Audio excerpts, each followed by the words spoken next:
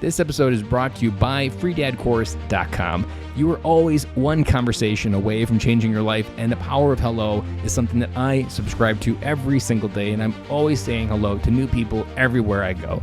Increasing your opportunity, increasing your connection, and getting access to solutions to the problems that you are facing, whether you're on active duty or just beginning your veteran transition, or you've been transitioning out for 20 years. On the other side of hello are the solutions that you're looking for. Again, head on over to freedadcourse.com. Get your 5-episode audio course to create more connection, create more friendships, and get back to living the life that you're trying to design. Dory 1, this is Fire Team Delta. Dad's coming home. Welcome to the Military Veteran Dad Podcast, where it is our mission to bring every dad home. I am your host, Ben Killoy. I'm a United States Marine veteran, husband, and a father. We will bring authentic conversations to inspire action in your life so we can close the gap between the dad you are today and the dad you want to be tomorrow. This is the Military Veteran Dad Podcast. Welcome back to another episode of Fatherhood Friday. Guys, it is September here in Wisconsin. The weather's starting to change. We've had an entire week of just gray skies and rain. It's definitely one of those weeks that you're like, this is definitely a vitamin D shortage kind of week here. But it's been a great week. I've spent a lot of time with my youngest daughter. She's in afternoon preschool. We've had some great mornings in the morning. Today's Thursday, so I had a field day in the house. So that's something that as a stay-at-home dad, I've incorporated my military field day into the household field day. And so that's the time that I go around and clean, you name it, gets cleaned. Working on trying to get more stuff clean. Right now, I can only get about the upstairs done. But every week, I get a little bit better, and I incorporate more things into my week. But overall, this week was a really great week, finding my rhythm, finding my stride as a stay-at-home dad, being able to balance everything, the groceries, the dinner, the cleaning, podcasts, trying to grow the business, all of these things. Being a dad, being a husband, these things don't stop. And every day, I get a better chance, and I get a different chance to try to redo it or come up with a better way to think about it. And that kind of leads me into this week's topic. This week's topic kind of just hit me randomly throughout the week as I don't really know how I got thinking about it, but I really was just kind of like rewinding through my timeline at some of the key pivotal moments of what just happened in different parts of my life. And I was thinking about one in particular when I first got out of the Marine Corps. One of the most common things that you do in the Marine Corps is you go, you get all your different stuff for the GI Bill, and you think, I'm going to get my college education on the other side. Well, that was me as well. I'd done some college classes in the Marine Corps. I was starting to build that foundation, and I applied to a lot of different colleges in Wisconsin. I applied to UW-Madison and immediately got rejected because I applied for, I think, the College of Engineering at that time because I was a generator mechanic, so it seemed to make sense at the time. I applied at UW-Whitewater, which is a smaller four-year college nearby where I am, and ultimately ended up going to UW-Whitewater after that rejection from UW-Madison. And I had a few friends in my life that had different ideas how to get into UW-Madison, even though despite the rejection. And I took a left turn and just went the easy road. And I never really thought of much about it at the time because I probably wasn't really aware of a lot of the emotions that were governing a lot of my subconscious at the time. But to be honest, as I reflected back, I was running. I'm not sure. I'm pretty sure I applied to UW-Madison when I was still in Okinawa. So I still had 2,000 miles in between the island and the campus. So the realness of probably the decision was also a little bit different. But that moment really kind of, as I was reflecting back, I was like, I wonder where my life would have been had I went to a Big Ten school like UW-Madison. Where would I have been with the network of friends? One thing I've often been jealous of people that go to a four-year college or have that under their belt is they always seem to have this network of friends that continue on after life. And I never really had that. If you know my story from following the podcast, you know friendships was something that really was at the core of my origin story. And it didn't hit me till I was 30. And this story is beginning about 26, 27 when I got out of the Marine Corps. Or actually probably a little bit earlier than that, when I was 24. But ultimately, like that decision, I was just kind of rethinking. I was like, man, I kind of really regret not just going for it, because now I'm kind of ballsy. I just do it. I try to starve the fear. I recognize the fear and be like, just go for it. And ultimately, I was like, well, why didn't I do it? Where would my life have been? There was just a big pile of regret sitting next to that decision. And for me, it was one of those things that I was thinking like, I think this is a podcast episode because so many decisions. If we relate that to dad, how many times as a dad do you regret a decision? Daily. If you're like me, it's daily, whether it be I really shouldn't have disciplined that way. Well, that discipline method really backfired, or I'm never doing that type of outing with the kids again. They're all different types of guilt, but a lot of that guilt comes back to you just feel you don't feel enough. And in those moments, you feel like you should have known better. You wish you could have gone back. And what we don't pause, I think, is what I was realizing this week is I don't think I truly went back and kind of dealt with that guilt. I think I just kind of suppressed it and kept moving on and running and going faster. But ultimately, if you've been listening to the podcast, the advice that I often talk about is you need to face your fears. You need to run towards your emotions. Your emotions are meant to be felt and understood. But that one for UW-Madison, I honestly didn't really process at all. I mean, it would have been a completely new direction because had I got accepted to UW-Madison, I would have been a full-time student. I wouldn't have tried to get a job. I wouldn't have tried to get a job and juggle trying to go to UW-Whitewater at the same time, which didn't end up working out very well. I only stayed there about a year and then I transferred to a small 2-year college and ultimately ended up burning out and dropping out of the College of Engineering that I was registered at eventually. So, what would have happened? All of that what ifs. And I probably spent, I don't know, probably an hour thinking about this in my head. And I was thinking, now looking back, I'm like, well, that was dumb. I just spent an hour of my time thinking about something that has absolutely no ability to change. And through all of that, I was just like, how could I have handled that better? And I don't think I've even really thought about guilt a lot on the podcast or even in my own development. I don't think I've processed a lot of the things that I felt guilty over. There's so many different things in our life that happen and we don't honor to feel that guilt. And I think what we often do as people and dads is when someone dies, it's natural. You almost have to because that person, that physical connection is no longer there. But when it comes to guilt and grief, I think, are married in some of the same ways because it's a loss of a future that never happened. It's maybe an opportunity or a job interview that never happened. And well, you never got to meet it like a person. You still have to kind of grieve that loss. But then also making sure if you just go through the idea of guilt, I was doing some research on this before starting the podcast. And ultimately, you just have to remember learning your mistakes. Like if you do regret that and you do have guilt surrounding that, make sure you understand how to prevent it. That's something that I think a lot of dads don't do a lot of R&D or after action review, to use a term from the military, because it's that guilt and just understanding how could I have prevented it? In this case with UW-Madison, it's having a complete awareness whether I'm leading with fear or I'm leading with this makes sense and this is logical and this is what I want for my life. That wasn't something that I ever did. And it wasn't something I definitely didn't do back then because looking back, I was running for one. I was just on this path to catch up. I felt so behind in life and I just felt like everybody else was ahead of me, which is one of the maybe the reasons why I picked UW-Madison. I didn't have any connection to it. I had no family members there. It was probably just one of those things that'd be cool if I could go to UW-Madison, being the Big Ten conference for Wisconsin. But ultimately, it was one of those that I just didn't process, and I ran from that decision, and here I am today with what I've got.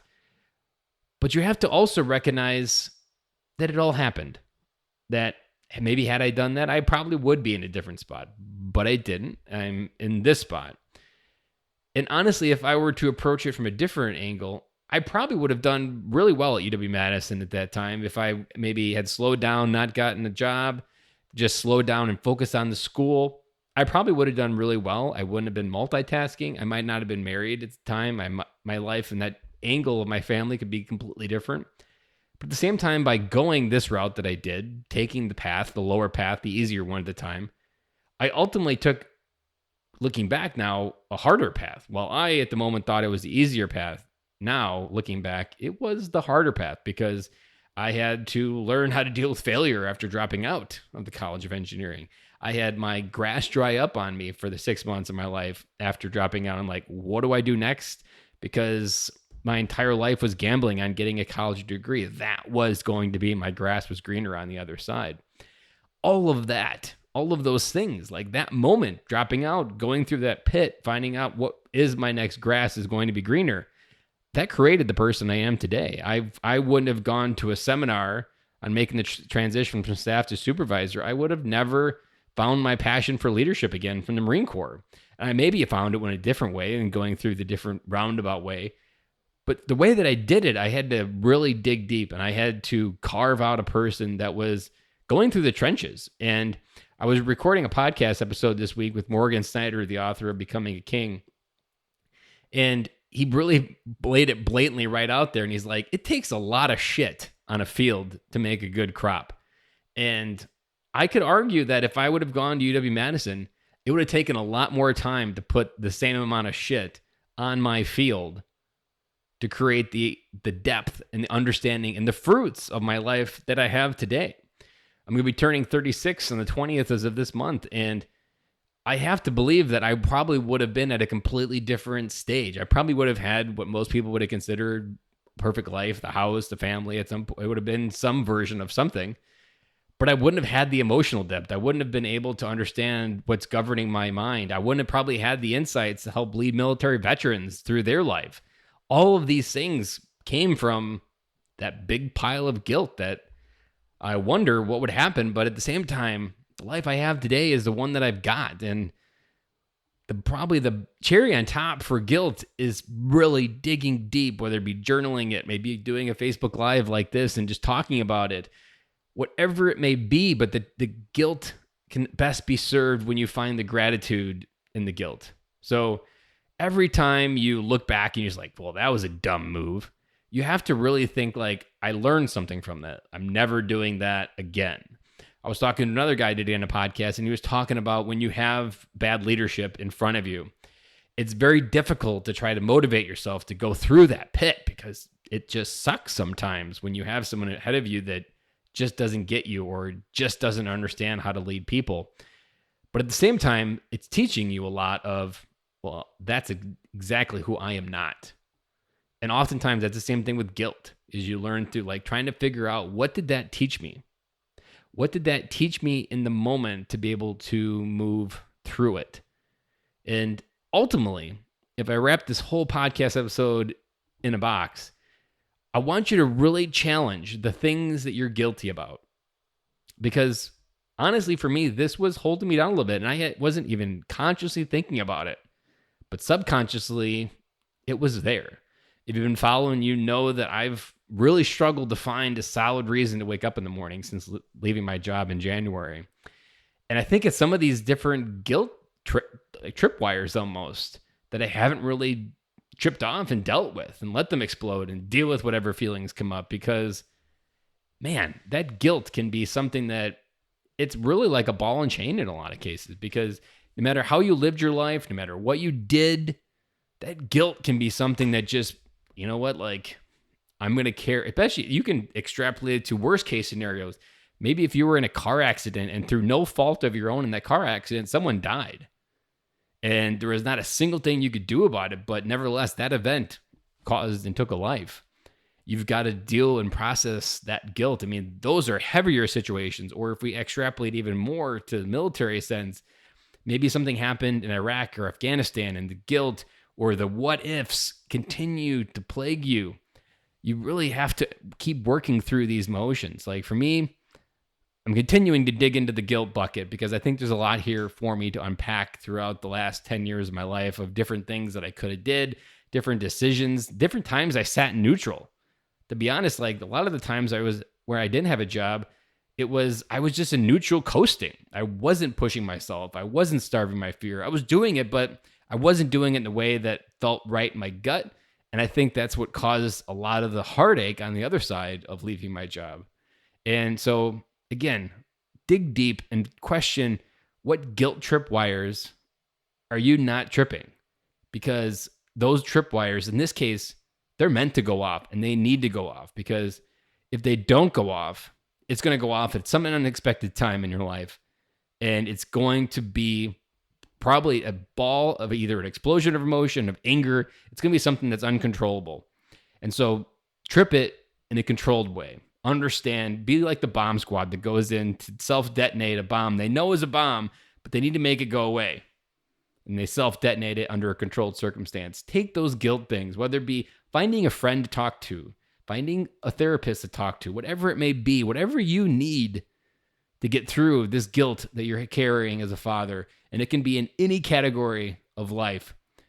But I want you to really think about that guilt because it is holding you back. It is preventing you from coming home. And when you let go of that guilt, as I did just now with something simple of going to college or not, or choosing to go to a different college, that guilt is going to probably lead to a few more strings to some different thoughts of different things that are going on. And all of that is things that need to be processed.